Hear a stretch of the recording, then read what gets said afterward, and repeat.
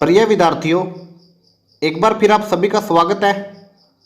आज के इस वीडियो लेक्चर में हम 10th क्लास का चैप्टर नंबर फर्स्ट वास्तविक संख्या में जो objective type most important question है उनके बारे में डिस्कस करेंगे। फर्स्ट क्वेश्चन आपको दिया है, दी गई संख्याओं में से परिमेय संख्या है। आपको चार ऑप्शन दे रखे हैं और आपने बताना है इनमें से कौन सी संख्या परिमेय है। अगर ध्यान से देखें, वर्गमूल 4 को हम लिख सकते हैं 2 और 2 को लिख सकते हैं 2/1, तो ये हो जाएगी हमारी परिमेय संख्या। और जो बाकी ऑप्शन है हमारे वो सभी अपरिमेय संख्या है। एग्जाम्पल के लिए वर्गमूल 3, वर्गमूल 5 और वर्गमूल 2, ये सभी हो जाएंगी अपरिमेय संख्या। जो हमारा राइट आंसर है वो हो जाएगा ऑप्शन नंबर डी, यानी वर्गमूल 4। तो ये हमारा करेक्ट आंसर हो जाएगा। वर्गमूल 4 एक परिमेय संख्या है।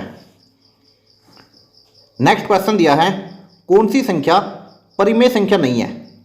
प्रिय विद्यार्थियों, यदि संख्या परिमेय नहीं है इसका मतलब वो अपरिमेय संख्या है। ऑप्शन में देखें, ये मोस्ट इंपॉर्टेंट क्वेश्चन है। जो पाई है, पाई एक अपरिमेय संख्या होती है, इरेशनल नंबर, अपरिमेय संख्या। लेकिन इसका जो मान है 22/7, 22/7 होता है परिमेय संख्या। क्वेश्चन में आपसे पूछा है कि कौन सी संख्या परिमेय संख्या नहीं है, यानी वो अपरिमेय है। तो इसका जो राइट आंसर हो जाएगा पाई। पाई एक अपरिमेय संख्या है जो कि परिमेय संख्या नहीं है। बाकी ऑप्शन को भी चेक कर लेते हैं। 0.3 को हम 3/10 लिख सकते हैं, इसका मतलब ये भी एक परिमेय संख्या है। उसके बाद दिया है आपको 0.666 ऐसे रिपीट हो रहा है, इसका मतलब है 6/9। तो ये भी क्या है, एक परिमेय संख्या है।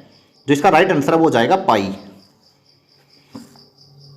नेक्स्ट क्वेश्चन दिया है, यूक्लिड विभाजन परिमेयिका a = BQ + R का प्रयोग 24 और 6 के लिए करने पर R यानी शेषफल का मान होगा। आपको चार ऑप्शन दे रखे हैं, आपने बताना है कि R का मान क्या होगा। अगर हम 24 को 6 से डिवाइड करें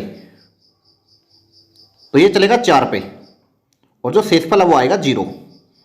तो 24 को हम लिख सकते हैं यूक्लिड विभाजन में 6 × 4 + 0। अगर इसके कंपेयर हम a = BQ + R से करें तो R का मान है 0।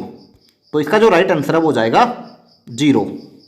हम कह सकते हैं R = 0। तो ये हो जाएगा इसका राइट आंसर।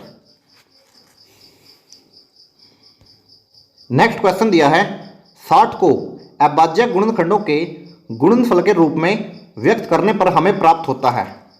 आपको चार ऑप्शन दे रखे हैं, आपने बताना है कि अगर 60 को अभाज्य गुणनखंड में लिखें तो 60 को हम लिख सकते हैं 2 पे चलाएंगे तो ये बनेगा 30, फिर इसको 2 पे चलाएंगे ये बनेगा 15, फिर इसको 3 पे चलाएंगे 5, फिर ये 5 पे चलेगा 1।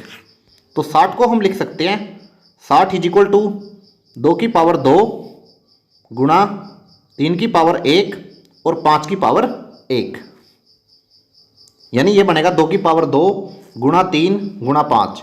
जो ऑप्शन नंबर सी है हमारा वो करेक्ट आंसर हो जाएगा। 2 की पावर 2, 3 की पावर 1 गुणा 5 की पावर 1। नेक्स्ट क्वेश्चन दिया है, सबसे छोटी विषम अभाज्य संख्या है। तो विषम अभाज्य संख्या सबसे छोटी है 3, क्योंकि 3 के अलावा जो छोटी संख्या है 1 और 2, ये भी मोस्ट इंपॉर्टेंट क्वेश्चन बनता है। जो 1 है वो न ही अभाज्य है और न ही भाज्य है, और जो 2 है वो एक ऐसी संख्या है जो सम के साथ साथ अभाज्य संख्या भी है। और हमारे पास कोई ऐसा नंबर नहीं है जो साथ में सम हो और साथ में अभाज्य हो। तो इसका राइट आंसर हो जाएगा 3, यानी option number D. Next question दिया है, 72 और 120 का एलसीएम होगा। आपने बताना 72 और 120 का एलसीएम। तो 72 नंबर आपके पास और 120, तो 120 की टेबल स्टार्ट करेंगे। 120 72 से भाग नहीं होगा, तो 120 दूनी 240, 240 को 72 से भाग करेंगे तो 240 भी भाग नहीं होगा।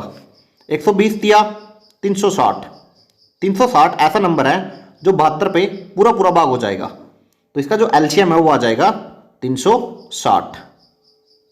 आप दूसरे मेथड से भी इसका एलसीएम निकाल सकते हो, आपकी मर्जी है। तो इसका एलसीएम हो जाएगा 360, क्योंकि 360 72 से पूरा पूरा भाग हो जाएगा। नेक्स्ट क्वेश्चन दिया है 36 और 30 का एचसीएफ यानी हाईएस्ट कॉमन फैक्टर होगा। आपको ऑप्शन दे रखे हैं, तो अगर एचसीएफ आपने देखना है तो 36 और 30 दो नंबर आपके पास, हम इनका डिफरेंस करके देखेंगे। जब 36 का और 30 का डिफरेंस करेंगे तो वैल्यू आएगी 6। अब चेक करेंगे कि 6 दोनों नंबर को डिवाइड करेगा या नहीं करेगा। अगर डिफरेंस दोनों नंबर को डिवाइड कर देता है तो इसका मतलब ये हो जाएगा हमारा एचसीएफ, हाईएस्ट कॉमन फैक्टर। तो इसका जो राइट आंसर है वो हो जाएगा 6। आपकी मर्जी, आप दूसरे मेथड से भी इसको निकाल सकते हैं। नेक्स्ट है हमारे पास कौन सी परिमेय संख्या का दशमलव प्रसार अशांत है। अशांत आवर्ती वो होती है जिसका जो हर है वो 2 की पावर m और 5 की पावर n इस रूप का है, वो संख्या होती है शांत आवर्ती। और इसके अलावा अगर कोई और नंबर आ जाता है तो वो बन जाएगी अशांत आवर्ती। तो इसमें जो अशांत आवर्ती पूछा है उसको हम चेक कर लेते हैं। तो सबसे पहले हम ऑप्शन ए को चेक करते हैं। ऑप्शन नंबर ए में जो हर है वो है 1325। 1325 को हम लिख सकते हैं 5 की पावर 5 और गुणा 2 की पावर 0। तो यहाँ जो हर है वो 2 की पावर m और 5 की पावर n के रूप का है। ठीक उसी प्रकार जो नेक्स्ट है वो दिया है आपको 8।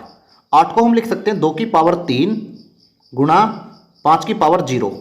तो ये भी 2 की पावर m और 5 की पावर n के रूप का है, तो ये दोनों हो जाएंगे शांत। ऑप्शन नंबर सी को चेक करें 64/455। 64/455 को हम 455 को चेक करते हैं तो ये बनेगा हमारे पास 5 गुणा 7 गुणा 13। तो इसके अंदर 2 और 5 के अलावा 7 और 13 भी है, तो ये हो जाएगा अशांत आवर्ती। तो ये हो जाएगा हमारा राइट आंसर, यानी हम कह सकते हैं 64/455 ये है हमारा अशांत आवर्ती। तो ये हो जाएगा राइट आंसर। नेक्स्ट भी आप चेक कर सकते हो 1600 को हम लिख सकते हैं 2 की पावर 6 गुणा 5 की पावर 2। तो राइट आंसर हो जाएगा हमारा 64/455। नेक्स्ट क्वेश्चन दिया है शांत दशमलव प्रसार वाली संख्या है। अब की बार शांत दशमलव वाली पूछी है संख्या, आपको ऑप्शन दे रखे हैं। तो अगर ध्यान से देखें जो ऑप्शन नंबर बी है उसका जो हर है वो 2 की पावर 3 और 5 की पावर 2 के रूप में है। तो हम कह सकते हैं यहाँ पर 2 और 5 है, यानी ये 2 की पावर m और 5 की पावर n के रूप का है, इसलिए ये हो जाएगा शांत आवर्ती। ये हो जाएगा हमारा राइट आंसर 23/2 की पावर 3 5 की पावर 2। लास्ट क्वेश्चन है मोस्ट इंपोर्टेंट, 2 क्रमागत प्राकृतिक संख्याओं का एचसीएफ होता है।